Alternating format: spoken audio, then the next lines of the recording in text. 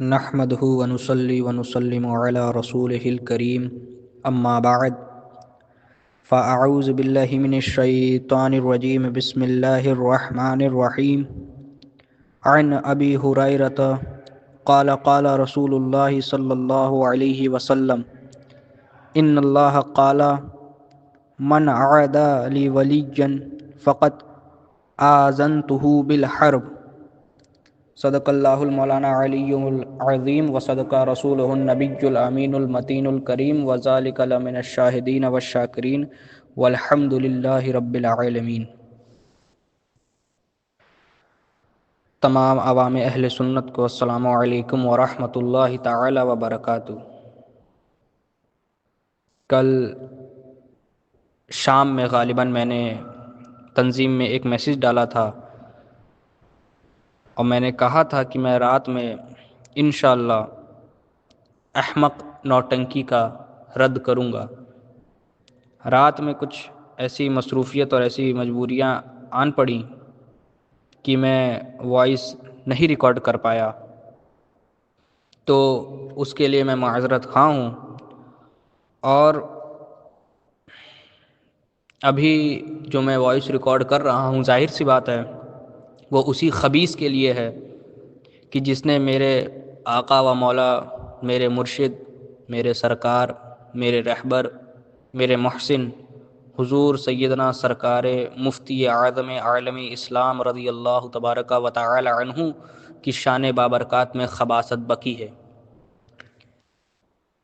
مفتی اعظم عالم اسلام رضی اللہ تعالی عنہ سے مجھے کس قدر محبت ہے اور کس قدر محبت ہے، یہ بات بہت لوگ بہت طریقے سے اندازہ لگا سکتے ہیں، لیکن اس بات کی ایک بہت بڑی ثبوت یہ بھی ہے کہ میں نے تنظیم جو چالو کی تو اس کا بھی نام فیضان مفتی اعظم رکھا، اور بے شک آج عرفات، رضا خان قادری، حشمتی جو کچھ بھی ہے وہ میرے مفتی اعظم عالم اسلام کے قدموں سے ٹکرائی ہوئی دھول کا صدقہ ہے۔ اور میرے مفتی اعظم کے خلاف ان کی شان بابرکات میں ایسی خباثت بکنے والا یہ حرام خور حیدرآباد کا ناجائز نوٹنکی کا پلہ منبر رسول صلی اللہ علیہ وآلہ وصحبہ وبارک وسلم پہ بیٹھ کے لونڈے اور لونڈیوں کی باتیں کرنے والا اور ساس بہو اور یہ سب نوٹنکی اور ڈرامے اور خباثتیں اور مذاقیاں باتیں کرنے والا یہ حرامی الدہر، یہ حرام خور احمق نوٹنکی جو ہے، جس کا اصل نام احمد نقشبندی ہے،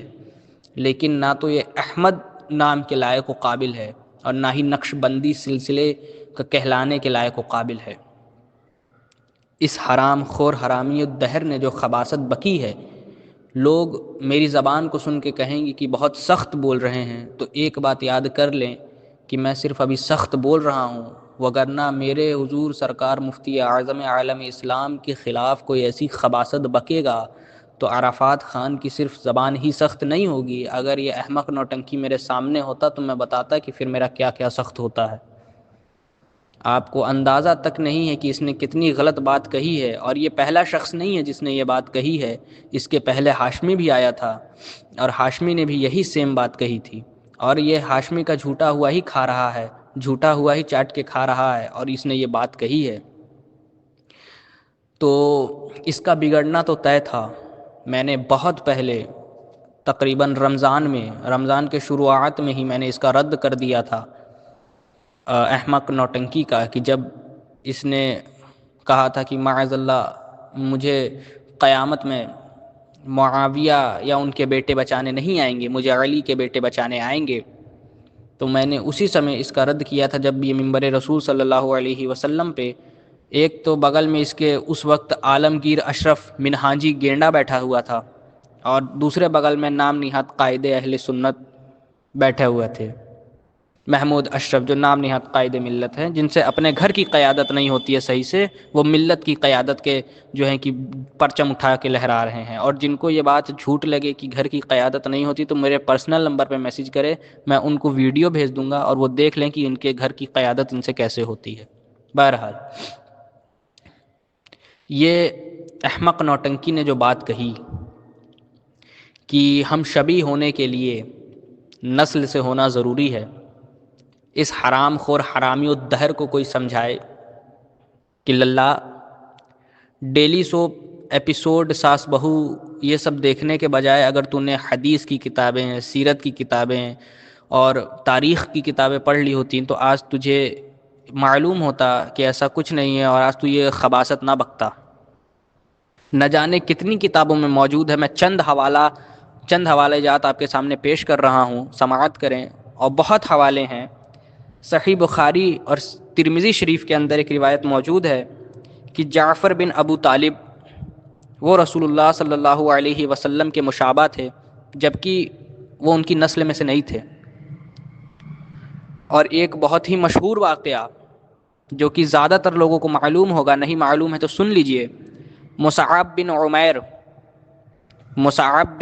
عمیر، یہ نام یاد کر لیجئے گا۔ مصعب بن عمیر کو جنگ احد میں کافروں نے صرف اس لیے قتل کر دیا تھا کہ وہ رسول اللہ صلی اللہ علیہ وسلم کے اتنے زیادہ مشابہ تھے کہ کافروں کو لگا کہ یہ رسول اللہ صلی اللہ علیہ وسلم ہی ہیں، تو انہوں نے مصعب بن عمیر کو رسول اللہ صلی اللہ علیہ وسلم سمجھ کے قتل کر دیا۔ یہ بات آپ سوچ لیجئے کہ مصعب بن عمیر رسول اللہ صلی اللہ علیہ وسلم کے نسل میں سے نہیں ہے، لیکن اتنے زیادہ مشابہ تھے کہ کافروں نے ان کو سمجھا کہ یہ رسول اللہ ہیں اور قتل کر دیا۔ تو کیا کہیں گے؟ ایسے ہی سعد بن عبید بہت رسول اللہ صلی اللہ علیہ وسلم کے مشابہ تھے، عبداللہ بن عامر مشابہ تھے، اور نہ جانے کتنے کتنے لوگ۔ اور یہ تو بات رہی صحابی کی۔ عبداللہ بن ابی طلحہ رضی اللہ عنہ یہ تابعی ہیں جنہوں نے رسول اللہ صلی اللہ علیہ وسلم کو نہیں دیکھا ہے، اس کے باوجود فتح الباری شرح الصحیح بخاری کے اندر موجود ہے کہ عبداللہ بن ابی طلحہ رسول اللہ صلی اللہ علیہ وسلم کے مشابہ تھے۔ مسلم بن عقیل، علی بن علی، اور نہ جانے ایسے کتنے تابعی اور طب تابعی، اولیاء، ائمہ، کتنے لوگ رسول اللہ صلی اللہ علیہ وآلہ وصحبہ وبارک وسلم کے مشابہ تھے۔ تو یہ تو ان رسول اللہ صلی اللہ علیہ وسلم کی نسل پاک میں سے تو یہ لوگ نہیں ہیں، تو پھر یہ کیسے مشابہ ہو جا رہے ہیں؟ ارے حرام خور، اپنے گھر سے بھی باہر نکلیں گے نا، اگر آپ لوگ بھی یہ تجربہ کر لیجئے گا کہ آپ کے محلے میں کچھ لوگ ہوں گے، آپ پوری دنیا گھوم لیجئے، آپ کو ایک شکل کے بہت سے لوگ مل جائیں گے، ایک ہی جیسے دکھنے والے بہت لوگ مل جائیں گے، تو اب کیا جو ایسے دکھنے والے مل جائیں گے تو کیا سب کے اوپر یہی الزام لگاؤ گے معاذ اللہ؟ ارے میں کہتا ہوں کہ تمہارا جسمانی رشتے کی جو تم بات کر رہے ہو، جسمانی رشتہ تو چھوڑو، روحانی رشتہ اتنا مضبوط ہے حضور غوث اعظم اور حضور مفتی اعظم ہند کا کہ تم سوچ نہیں سکتے۔ حضور غوث اعظم کے لاڈلے کا نام ہے حضور مفتی اعظم ہند، تم کیا بات کرو گے؟ اور تو احمق نوٹنکی کہتا ہے کہ غوث اعظم کو جو دیکھا ہو اس کی بات کرے۔ اسی بات سے ایک واقعہ دماغ میں آ گیا، ذہن میں آ گیا۔ حضور مفتی اعظم عالم اسلام بیٹھے ہوئے تھے، ایک شخص آیا، کہا کہ حضور مرید ہونا ہے۔ حضور مفتی اعظم عالم اسلام نے کہا کہ ٹھیک ہے، میں مرید کر لوں گا۔ ہاتھ بڑھایا آگے، فرمایا جو میں پڑھتا ہوں وہ پڑھو۔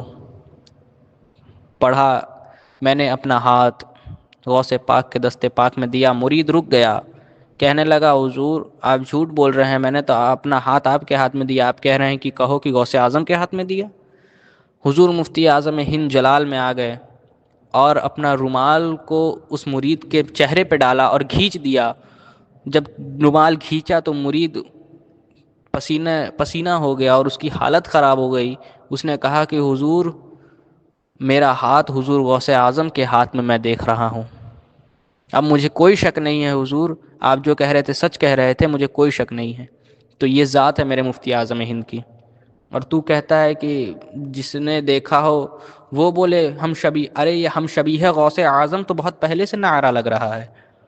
اور اتنے وقت میں نہ جانے کتنے بڑے بڑے عالم، جید عالم، علماء ربانیین میں شامل ہونے والے عالم، اور کتنے بڑے بڑے مفتی، کتنے بڑے بڑے فقہا، اور کتنے بڑے بڑے اولیاء آئے، انہوں نے تو اعتراض نہیں کیا۔ جن لوگوں نے حضور غوث اعظم کو دیکھا بھی ہوگا انہوں نے اعتراض نہیں کیا۔ اور تو حرام خور بیٹھ کر کے کاظم پاشا کا چیلا بنا ہوا ہے، جو تو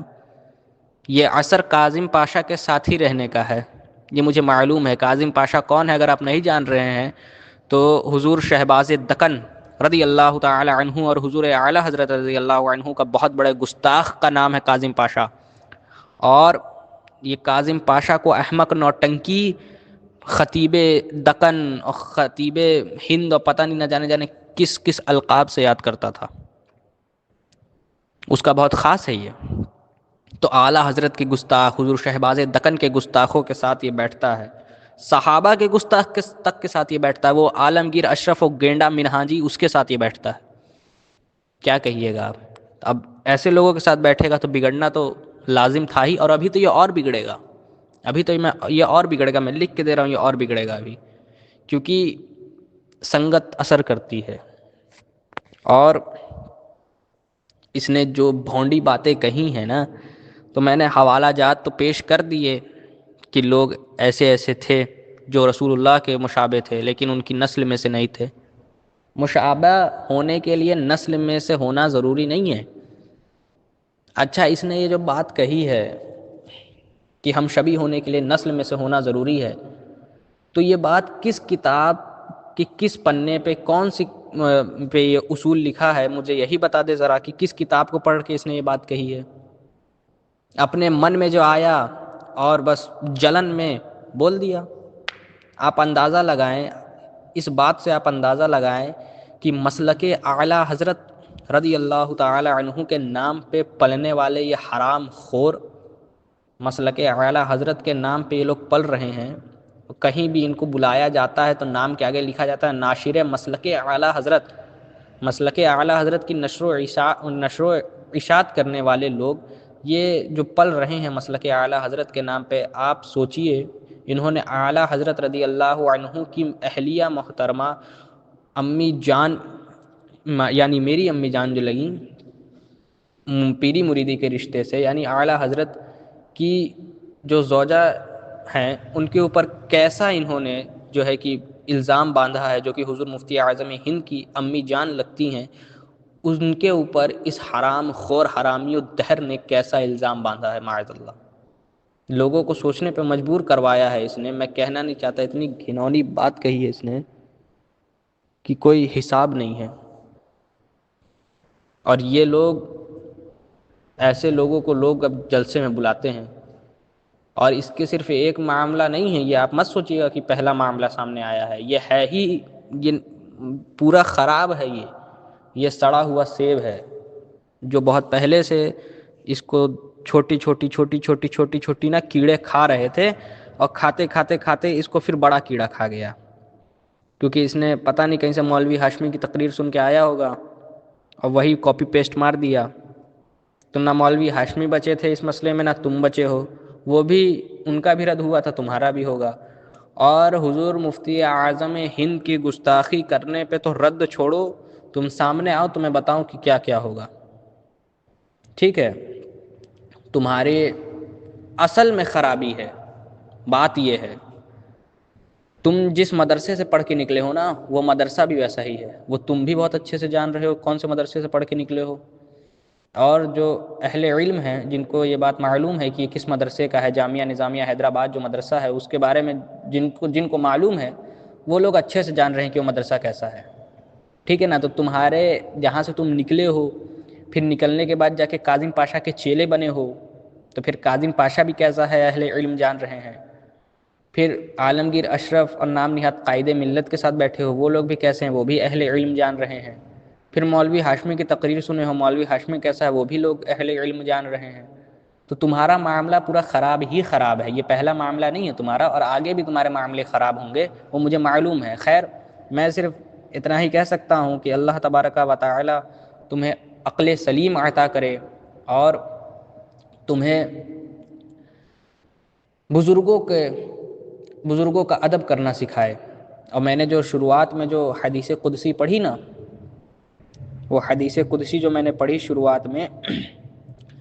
کہ اللہ تبارک و تعالی فرماتا ہے جو میرے ولی سے دشمنی کرتا ہے میں اس کے خلاف اعلان جنگ کرتا ہوں، تو سوچ لو تم نے کس سے دشمنی کی ہے۔ اور ایک اور روایت ہے سنن ابن ماجہ کی ہے، حدیث نمبر 223 ہے کہ اللہ کے رسول نے فرمایا کہ علماء جو علماء ہیں وہ انبیاء کے وارث و جانشین ہیں۔ یہاں پہ بات ہو رہی ہے عالم کی کہ وہ جو ہیں کہ انبیاء کے جانشین و وارث ہیں، اور عالم کی گستاخی کرنا، ایک پکے سچے صحیح عالم دین کی گستاخی کرنا کفر ہے۔ تو سوچو عالم دین کی گستاخی کفر ہے تو مجدد زمانہ، غوث زمانہ، فخر العاشقین، فخر العارفین، مفتی اعظم عالم اسلام فی الوقت، مفتی اعظم ہند حضور مصطفیٰ رضا خان قادری نوری برکاتی رضی اللہ تعالی عنہ، اتنے بڑے ولی اللہ کی گستاخی کرنا تمہیں کس حد تک لے کے جائے گا؟ تم سوچ لو، تم حساب لگا لو کہ تم کس گڑھے میں جا کے گرے ہو۔ حرام خور، تم نے مفتی اعظم ہند کے بارے میں نازیبہ کلمات کہے، اور وہی کلمات کہے جو ہاشمی نے کہے تھے۔ تم نے بہت غلط جگہ ہاتھ مارا ہے۔ تمہارا پورے ہندوستان بھر میں رد تو ہو ہی رہا ہے، لیکن تمہاری زندگی بھی ردی ہے، اور تم آج کے دن سے اپنی الٹی گنتی شروع کرو گننا، اور نہیں گننا چاہتے ہو تو اس چیز سے توبہ اور رجوع کرو۔ اللہ تبارک و تعالی تمہیں توبہ اور رجوع کرنے کی توفیق اور رفیق عطا کرے اور ہمت عطا کرے۔ اور جن لوگوں کے ساتھ تمہارا اٹھنا بیٹھنا ہے ان لوگوں کے ساتھ بند کرو، کیونکہ تمہاری سنگت تم کو مار دے گی، کیونکہ تمہاری سنگت میں ایک سے ایک رافضی قسم کے لوگ ہیں، ایک سے ایک رافضی قسم کے لوگ ہیں جو صحابہ کے بے ادب و گستاخ ہیں۔ تو اپنی سنگت کو بدلو اور توبہ اور رجوع کرو۔ اللہ تبارک و تعالی کی بارگاہ میں دعا ہے کہ اللہ تبارک و تعالی ہمیں ان جیسے خبیثوں سے محفوظ رکھے، اور ہمیں سچے پکے ناشر مسلک اعلیٰ حضرت جو ہمارے علماء ہیں ان کی ادب کرنے کی توفیق و رفیق عطا کرے، اور ہمیں ہر وقت ان سے قریب رہنے کی توفیق و رفیق عطا کرے۔ اور اللہ تبارک و تعالی کی بارگاہ میں دعا ہے کہ اس احمد نقشبندی کو اللہ تبارک و تعالی توبہ و رجوع کرنے کی توفیق و رفیق عطا کرے اور ہمت عطا کرے۔ عوام اہل سنت، السلام علیکم ورحمۃ اللہ تعالی وبرکاتہ۔